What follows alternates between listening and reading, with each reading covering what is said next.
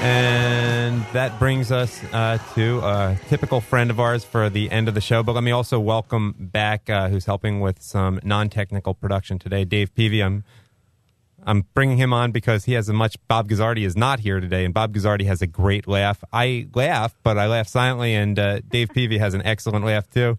And let me welcome Sharon Geller to come on with some reviews. But first, her High Five joke segment. Adam, I'm so glad you have someone with a big laugh there, because sometimes I tell jokes and I worry about you. Well, it's not me. I just have a silent laugh. And Dave, well, you're going to have to work on him. He's not going to give you a cheap one here. All right. Well, I got 5 chances to work on it. All right, number 1. A young Jewish guy says to his mother, "Mom, I fell in love. I'm going to get married. Just for fun, tomorrow I'm going to bring 3 women over, and I want you to pick which one it is that I'm going to marry." The mother agrees to this. The next day he brings 3 beautiful women to the house, sits them down on the sofa, and he chats for a while with his mom and the girls, and then he says, "Mom, okay, guess which one I'm going to marry?" And the mother immediately says, "The one on the right." "That's amazing," says the son. "How did you know?" And the mother says, "She's the one I don't like." All right, number 2. Look, you got Adam, him. you laughed. Now, I actually laughed too, but that was mostly Dave. But I did contribute a little because that was pretty funny. And you told it well. Thank you. Yeah, and you sound surprised. I'm very No. That was very funny, but I'm not going to just give it to you generously. Okay. But you're making me work for it. I wasn't even thinking about it. I didn't try too hard there. For what I'm getting paid, you should really laugh. All right, number 2. Good one, by the way. That's not high joke number 2, right? I see we still get 4 more. Right, exactly. Okay. We still have 4 more chances. All right. So did you hear that they're opening up a new restaurant on the moon? Yeah, it's got great food, but no atmosphere. Oh. Okay.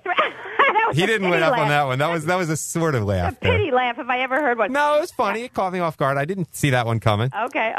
So they're actually opening up another new restaurant in Philadelphia. It's a combination kosher Japanese. Oh, nice. Called, yeah, I know, kosher Japanese. It's called Sosumi. Oh. Okay. Don't do me wrong. It would be nice if we had a kosher Japanese. I mean, that's kind of mean. But it was a good funny. one. Okay. I know, but you just got me thinking about it.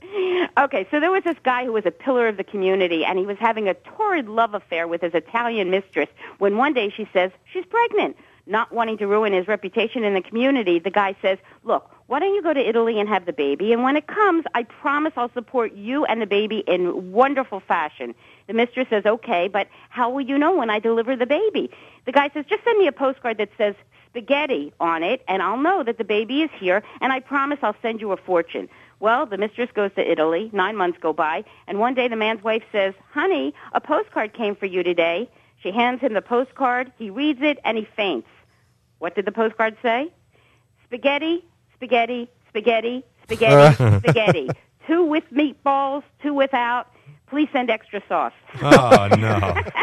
And finally, a man buys a brand new Maserati. He loves it so much, and he spends so much time in it that he practically is living in his car. So he decides he wants to put a mezuzah in it. He goes to an Orthodox rabbi, and he says, "Rabbi, would you put a mezuzah in my Maserati?" The Orthodox rabbi says, "What's a Maserati?" "A sports car," says the guy. The rabbi says, "You want a mezuzah for a sports car? That's blasphemy. Go to the conservatives." The man goes to a conservative rabbi and says, "Rabbi, will you put a mezuzah in my Maserati?" The conservative rabbi says, "What's a Maserati?" "An Italian sports car," says the guy. The rabbi says, "You want a mezuzah for an Italian sports car? That's blasphemy. Go to the Reform." So the guy finds a Reform rabbi and he says, "Rabbi, would you put a mezuzah in my Maserati?" "You have a Maserati?" says the rabbi. "Oh, yeah, you know what that is," says the man. "Of course," says the rabbi. "It's a fantastic Italian sports car. But what's a mezuzah?" Oh, no. But shouldn't you say she says that if you're talking about a Reform rabbi? Oh, yes. Sorry. Let's be politically correct. I know. There's nothing funnier than political correctness. You're right. No, I'm being accurate. I'm looking at the demographics, but... Okay. Well, you did see a lot of plays and movies, and why don't you start with Slipshot, which I guess closes this weekend, which has gotten good reviews at the Flashpoint Theater. It's being held at the Adrian Theater on Sansom between 20th and 21st. Right, and it is my pleasure to talk about this. It runs till May 5th because it was so solid, Adam. Mm-hmm. I love the show. Great script by Jacqueline Goldfinger, great solid cast. Starring Kathy Simpson, who's like a veteran actress in Philly and all over, actually. It takes place in Florida in the 1960s, and basically after a romantic nighttime picnic between an African-American high school senior and his girlfriend, he takes a shortcut home through a whites-only hospital. He runs into a cop. Actually, everything's fine. They talk, and everything's great.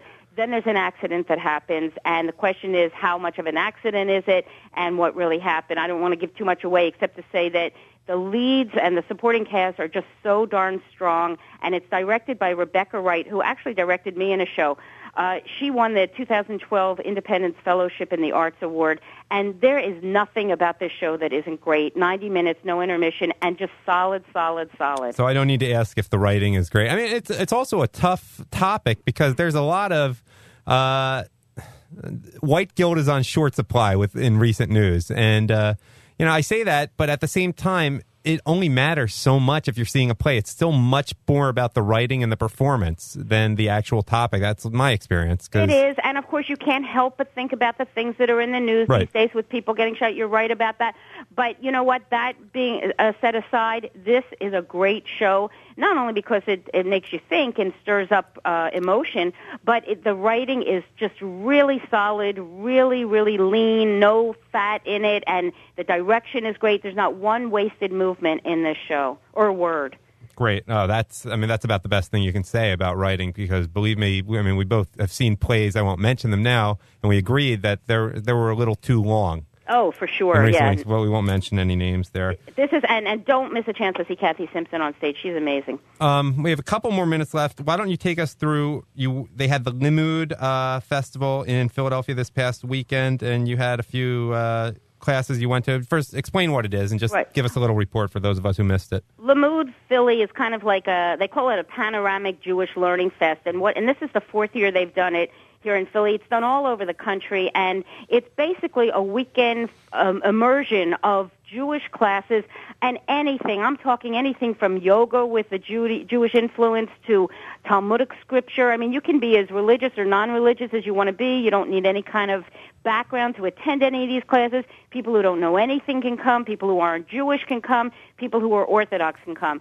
It starts on Friday night with a Shabbat dinner and prayers, and they have a Shabbat meal, and it goes through Saturday, of course, Shabbat services, and then the afternoon there's more classes, and then Saturday night there was a big party, and then, of course, Sunday it winds up with classes.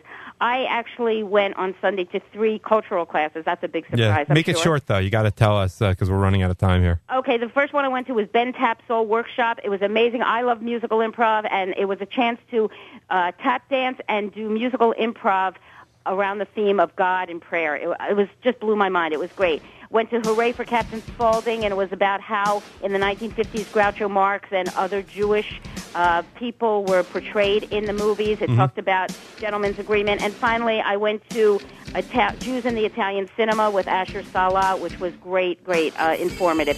So it was a wonderful fest. Don't miss it next year. Well, Sharon, thank you, and maybe we'll talk about that in a little more detail at another time. Let me thank you.